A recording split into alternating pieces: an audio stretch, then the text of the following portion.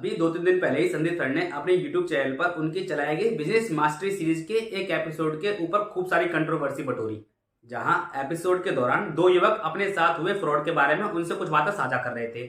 जहां उन्होंने बताया कि कैसे बिजनेस के स्किल तौर तरीके सिखाने के चाह में बड़े बड़े झांसे दिए जाते हैं और झांसे में फंसाकर नए नए उम्र के बच्चों को ऐसे ऐसे बिजनेस कोर्स बेचे जा रहे हैं जिनकी मार्केट में कोई रियल वैल्यू है ही नहीं। बस थियोरेटिकली यह सारे कोर्स इमेजिनेशन में ही लागू होते हैं, जबकि इन बिजनेस कोर्स की कीमत यानी कि इनको परचेज करने की फीस जो है वो 10,000 से लेकर लाखों रुपए तक की होती है, जो कि अलग अलग लेवल के कोर्सों की अलग अलग रहती है। और जब ऐसे ही फ्रॉड की चपेट में आए 2-3 युवक संदीप सर के स्टूडियो में ही आए हुए थे, ऑडियंस के बीच में बैठे थे, और तब संदीप सर ने अपनी तरफ से सुझाव देते हुए उन बंदों को राय देते हुए कहा कि अब वह दिन दूर नहीं है जब इस तरह के स्कैम करने वाले लोगों के अपोज में लोग पब्लिकली सामने आएंगे और इनका भांडा फोड़ेंगे। अच्छा, उस एपिसोड के वक्त पर तो संदीप सर ने किसी भी पर्टिकुलर का नाम नहीं लिया था और यह स्टेटमेंट जो है पूरा बिना नाम दिए हुए दिया था। लेकिन फिर उस एपिसोड के रिलीज होने के एक दिन के बाद उन्होंने अपनी यूट्यूब कम्युनिटी पर पोस्ट साझा किया, जिसमें उन्होंने बताया था कि उनकी टीम पर दबाव बनाया जा रहा है, प्रेशर डाला जा रहा है कि हम उस वाली वीडियो को डिलीट कर देते हैं, लेकिन हम ऐसा बिल्कुल नहीं करने वाले। इनफैक्ट जिस बंदे ने उस एपिसोड में अपने खुद के साथ हुए फ्रॉड को साझा किया था ना, उसके एक्सपीरियंस को साझा किया था, उसे भी बहुत सारे फोन कॉल्स आ रहे हैं कि वह अपनी स्टेटमेंट को चेंज कर दे। इसके आगे ये सब लिखते हैं कि मुझे ऐसी गट फीलिंग आ रही है कि यह सिचुएशन और भी ज्यादा बदतर होने वाली है, लेकिन मैं तैयार हूं इन सब के लिए, क्योंकि मैं अपनी सोसाइटी के लिए खड़ा हूं और मैं जानता हूं कि मैं अकेला नहीं हूं, आप सभी लोग मेरे साथ हैं। सही है ना?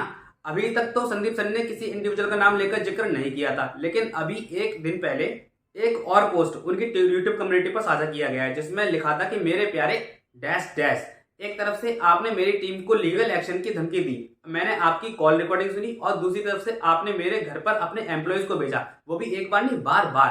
क्या आपको सच में लगता है कि मैं आपकी धमकियों से डरता हूँ? डरते वो हैं जो कुछ गलत करते हैं। मैंने अपने फायदे के लिए नहीं बल्कि सबके फायदे के लिए काम करता हूँ और मरते दम तक करता भी रहूंगा। आप जैसे लाखों लोग मिलकर भी मुझे नहीं रोक सकते। मुझे अकेला समझने की गलती मत करना।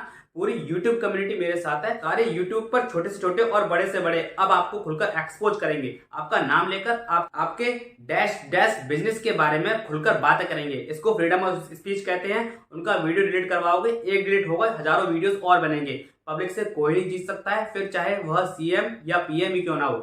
तो तुम तो चीज ही क्या हो? It's public versus dash dash. तो अब आप बताइए, आप सब लोग इस पूरे कंट्रोवर्सी या सच कहें तो झमेले पर अपना खुद का आपका क्या वक्तव्य, आप क्या कहना चाहते हो? जो हुआ वह सही हुआ या फिर इसको किसी और तरीके से होना चाहिए था? क्योंकि अभी तक ऐसे कई सारे युवक रहे होंगे जिनके ये दोनों ही पर्सन आइडल रहे थे, लेकिन अब शायद भविष्य में एक पर्सन को आइडल के टाइटल से हाथ धोना पड़ जाएगा। मतलब कि अब शायद लोगों के विचारों में बदलाव आएगा और वो किसी एक इंडिविजुअल को नापसंद करना शुरू कर देंगे। बाकी आपका भी अपना सुझाव क्या है ये हमें कमेंट सेक्शन में बताना भूलिएगा मत। बाकी इस एपिसोड में अभी इतना ही। मिलते हैं आपसे अपने न्यू एपिसोड में। तब तक के लिए नमस्कार। अपना और अपना का ख्याल रखिए और समय पर उनसे बातें जरूर करते रहिए। शुक्रिया।